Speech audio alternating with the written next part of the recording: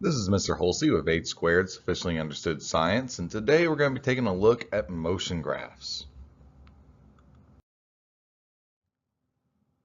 Now, before we begin to make motion graphs and reading them, we need to know how to make a graph. So there are some very important components that you will need to have on any graph. First of all, we need to label our sides. So in this case, we have distance and time. It's very, very, very important that you put what you are trying to measure so that the graph is understandable. If I just show you guys a graph like that and it doesn't tell you what I'm measuring, it can make a big difference on the information that you get from it. So you must have your labels on there.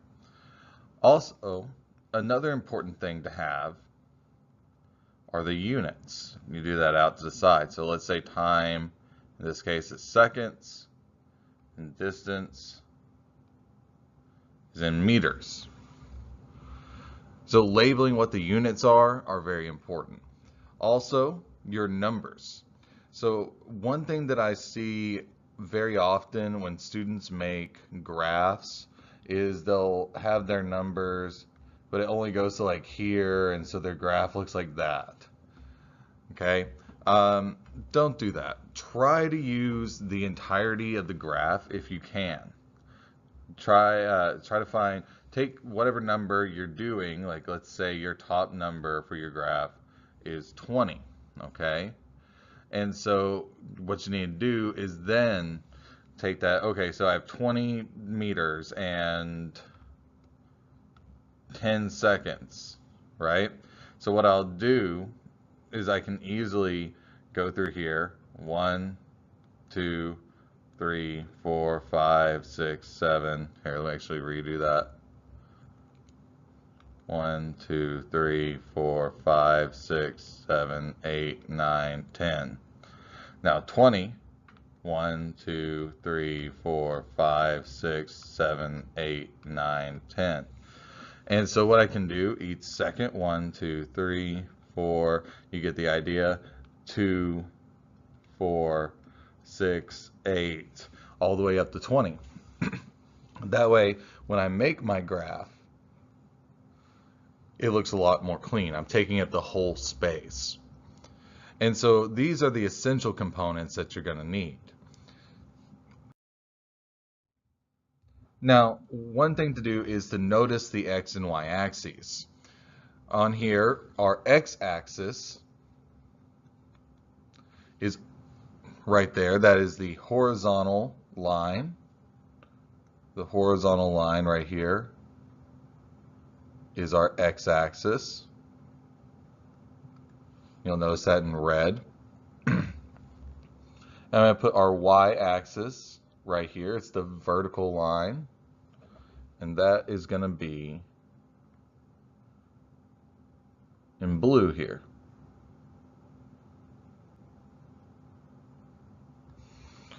So X is horizontal, Y is vertical. Now for speed graphs, time and distance will always be in these places. Time is always on the x-axis. Let me actually do this. Maybe it'll make a bit more sense. I'll circle time in red. So time will always be on the x-axis. I'm going to use, see if this even works. No, it's the same color. I'm going to use green. Distance on the y-axis. And that's how all speed graphs should be, time and distance. In fact, time's always going to be on the x-axis. For pretty much any graph that you make, time is going to be on the x-axis. So let's take a look at a couple of different motion graphs. So we're going to start with a speed graph. We know it's a speed graph because we have time and we have distance. So here we have our x-axis, here we have our y-axis. And so when you're reading this, time is always increasing, okay? It's always increasing over to the right. But distance doesn't change, okay? And so the object that we're graphing is not moving. We call this staying at rest. So if the object is stopped, a horizontal line is shown. So this would be like we're measuring you sitting on a couch playing Fortnite or something. You're not moving. You haven't changed your distance, but time is passing.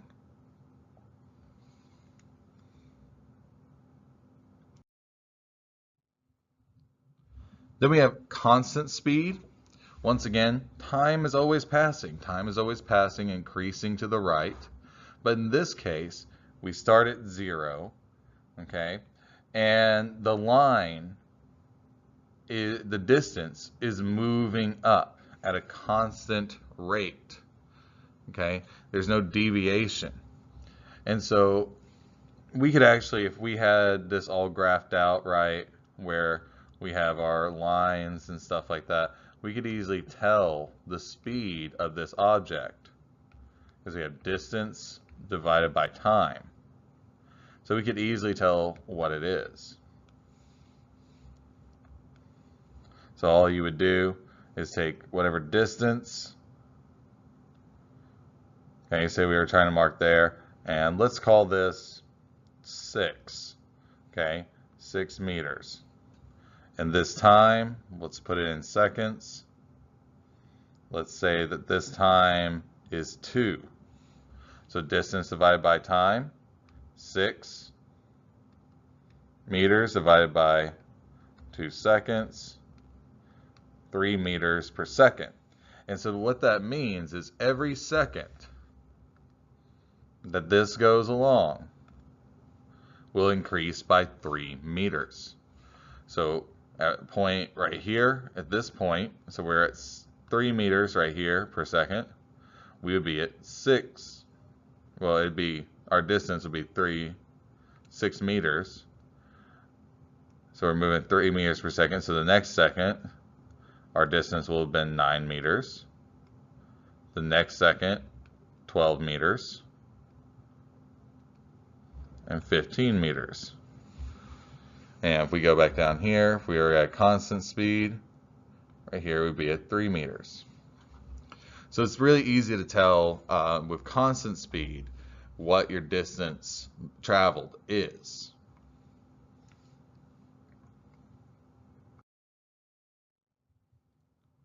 However, most objects do not move at a constant speed for very long.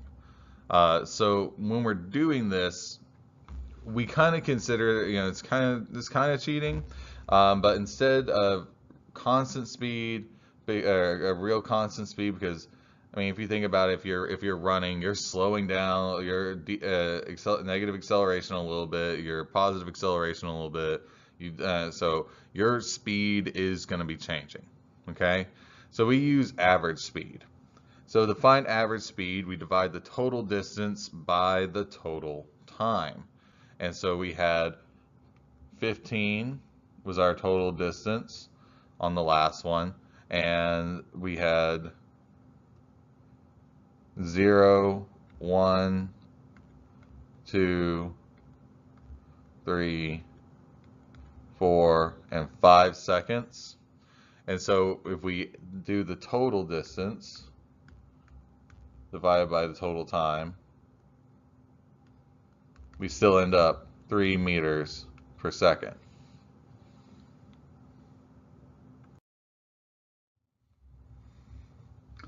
So when you're just looking at motion graphs, an easy way to tell if an object is moving faster or slower is by the steepness of the line.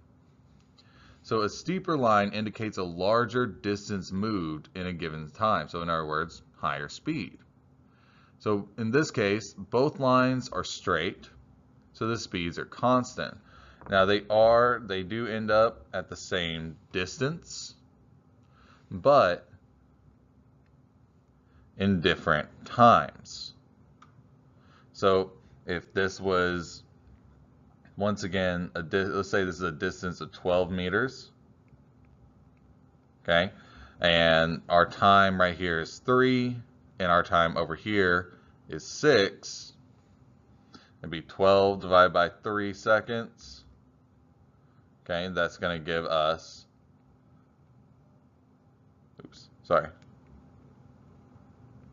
4 meters per second. And right here, 12 divided by 6 seconds will give us 2 meters per second. So a steeper line indicates a much higher rate of speed, but they're both in a straight line, so they are constant. Now for acceleration graphs, we're going to not be having a straight line, but we're going to be looking for what we call a J-curve. Okay, so a J-curve is going to be indicating acceleration because the line is curving upwards, which is showing an increase in the speed. Because if this were a straight line, a constant speed, we would end up about right here, which is not what's happening. The time is remaining the same, but the distance traveled is increasing. So in other words, in a given time, the distance the object moves changes. It's getting larger and is accelerating, which makes total sense when we think about our formula for acceleration. Remember, acceleration is delta V divided by delta T. And delta V means change in velocity over change in time. So this is a good example of when we were going to use that change in time to our advantage. Because maybe we don't want to know right here because it's fairly constant. Okay, this is fairly constant. So we may not want to know what the change is there, but we may want to know what the change in acceleration is, what the acceleration is between there and there. And so that's when we would use that change in time.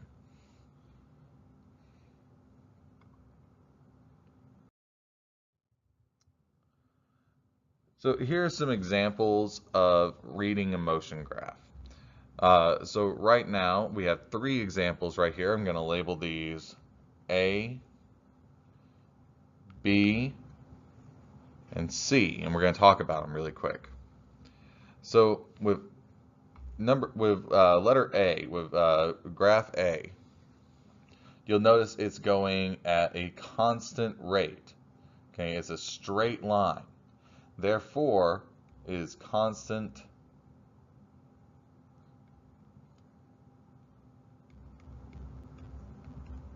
speed. Okay, so we can assume that this object did not slow down, that it kept going for the entire distance at the same rate of speed. All right, so let's take a look at B. I'm going to actually change the color here. Okay, so we're going to make B like that. So here's where we can get into making up some stories when really understanding motion graphs. So right here, we see that whatever we're measuring goes at a constant speed, but is changing distance. The distance is going up. Now time is always going to be moving. Time's always going to be moving. We can't stop time.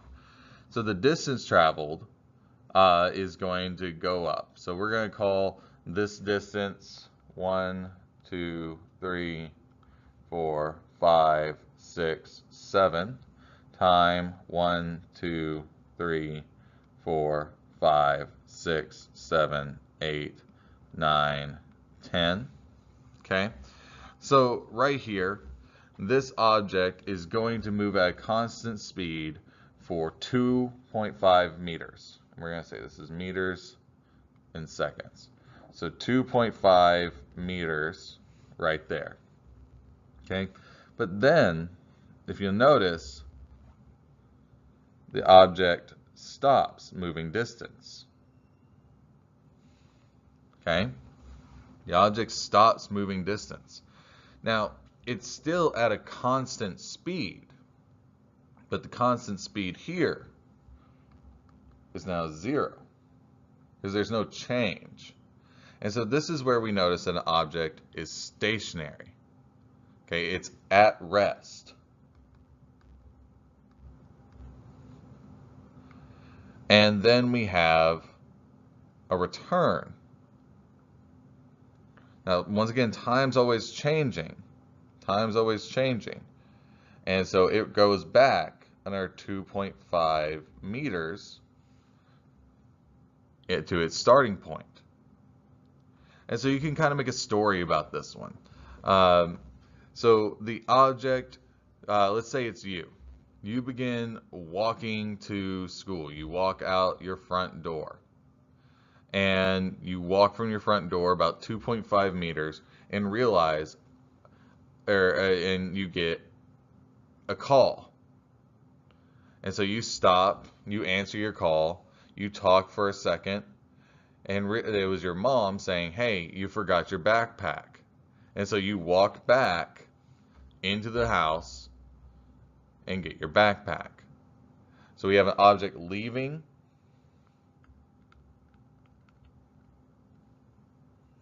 You stop. And return. Now the final one that we're going to take a look at is C. Now here we see an object accelerating.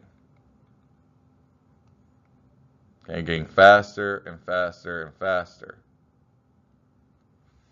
And so with this one, you can also make up a story. All right. So with C, let's say you were at your locker, you realize that there is only 10 seconds left in the bell before the bell rang to get to class. And so you start at 0, okay, at your locker, and you have to get 7 meters to class. And so you begin running. Now when you start running, you're not going to be at the same speed that you're going to end up as. And so you accelerate as you go, getting faster and faster.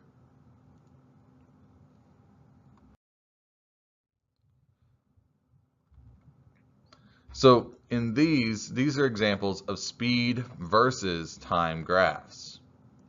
Okay? Speed versus time graphs. So in graph A, we have a constant line. So speed is going up over time. An object's getting faster.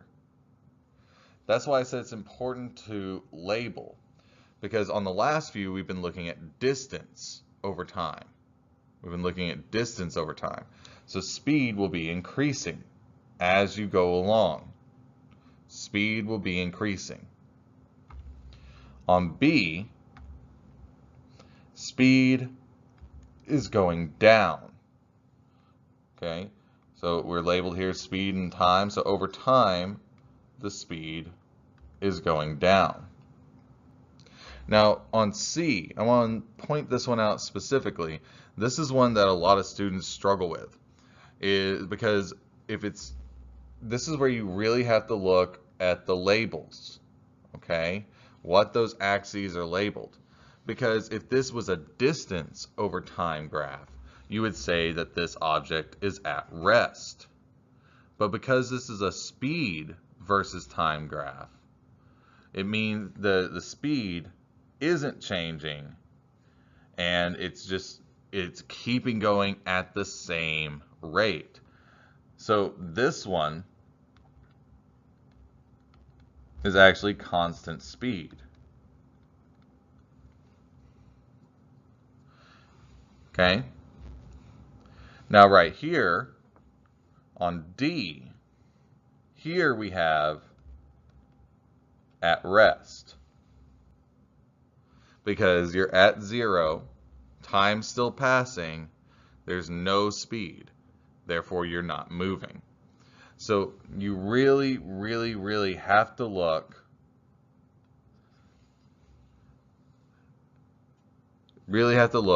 at those labels.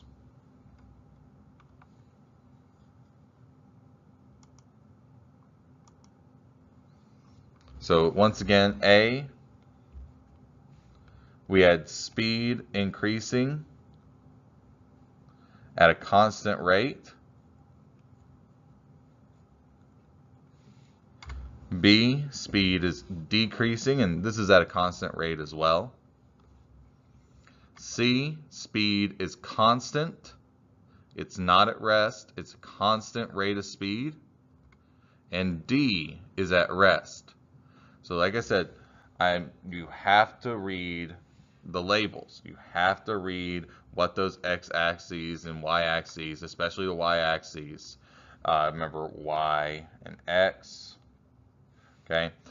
You really have to read what those are saying to understand what the question's asking. So let's take a look at this one. This is a position over time graph. Another way of thinking of position is distance.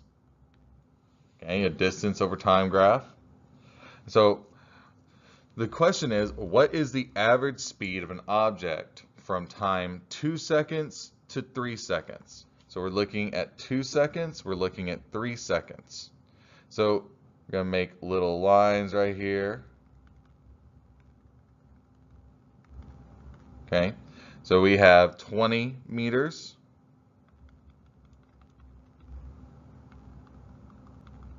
$30 meters. So we're going to need to subtract these, okay? Almost like acceleration. So between 20 meters and 30 meters, we have our distance initial, 20, our final distance, all right, 3, and that's going to give us 10 over 1, which is 10 meters per second. 10 meters per second. And so our average speed from here to here is 10 meters per second.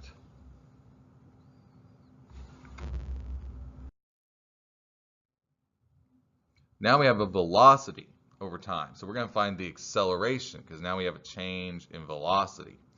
So the acceleration at the initial velocity is, what is the acceleration at initial velocity 12 meters per second and final velocity 16 meters per second?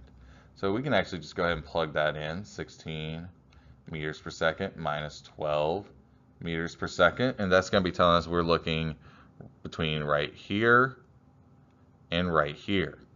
Okay, so we can see right here our times, if we come down, is 3 seconds for our time initial, 4 seconds for our time final. So let's plug those into the formula. 4 seconds minus 3 seconds. All right, so 16 minus 12 is going to give us, I'm going to move up here, 4 meters per second.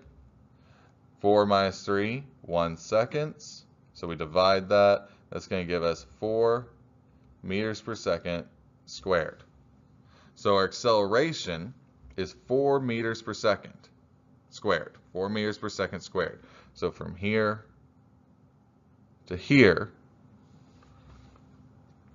4 meters per second squared. And so this is an example of a constant acceleration.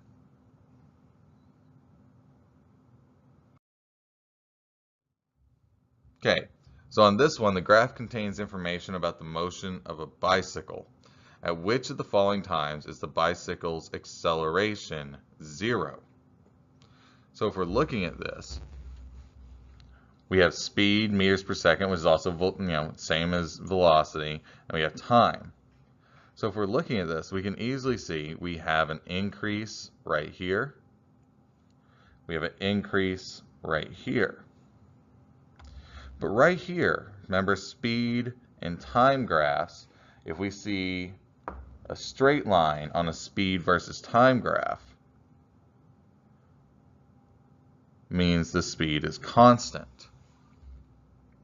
So right